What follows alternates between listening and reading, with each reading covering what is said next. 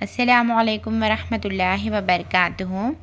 آج ہم لوگ صرف 5 منٹ کا مدرسہ قرآن و حدیث کی روشنی میں محرم الحرام 19 سیکھیں گے۔ چلتے ہیں سبق کے جانب۔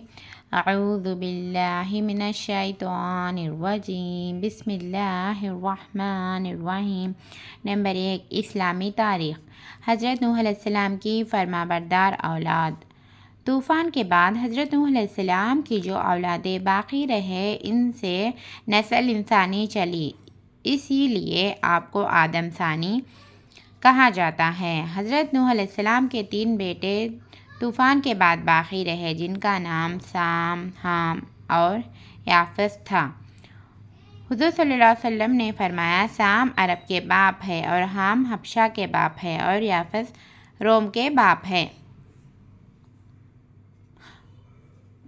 مورخین کے مطابق سام کی اولادیں عرب، ایران اور ہندوستان میں پھیلے اور حام کی افریقہ میں اور یافس کی یورپ اور شمالی ایشیا میں پھیلے۔ نمبر 2، حضور صلی اللہ علیہ وسلم کا معجزہ، چٹان کا ٹکڑے ٹکڑے ہو جانا۔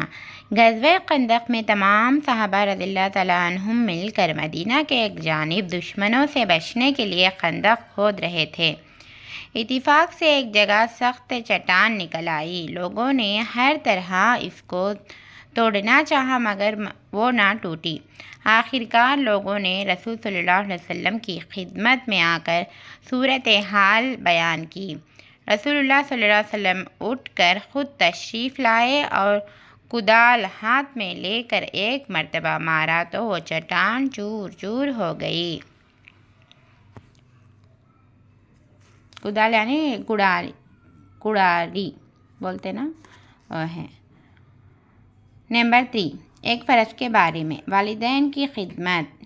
جس کے ماں باپ ضعیف و کمزور ہو اور خدمت کے محتاج ہو تو اولاد کے لیے فرض ہے کہ وہ اپنے ماں باپ کی خدمت کرے۔ ایسا نہ کرنے والے کے لیے حضور صلی اللہ علیہ وسلم نے بد دعا فرمائی ہے۔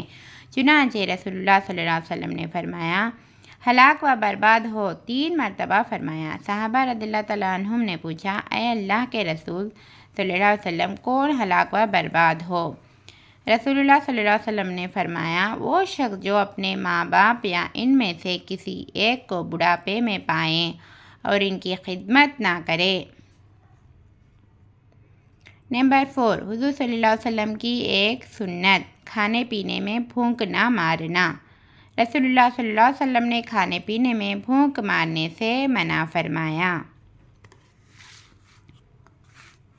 نمبر 5، ایک نفلی عمل کی فضیلت، کسی مسلمان کے لیے دعا کرنا۔ رسول صلی اللہ علیہ وسلم نے فرمایا، جب کوئی مسلمان اپنے مسلمان بھائی کے لیے پیٹھ پیچھے دعا کرتا ہے تو فرشتے کہتے ہیں کہ اللہ کرے تیرے لیے بھی ایسا اسی کے جیسا ہو۔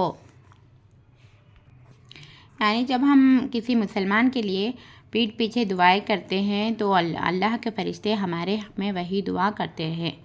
اگر ہماری کوئی دعا بھی نہیں قبول ہو رہی ہے تو وہی دعا ہم دوسروں کے حق میں کریں تو اللہ تعالیٰ اللہ کے فرشتے وہی دعا کو ہمارے حق میں کہیں گے، جس کی وجہ سے ہماری دعائیں بھی قبول ہو جاتے۔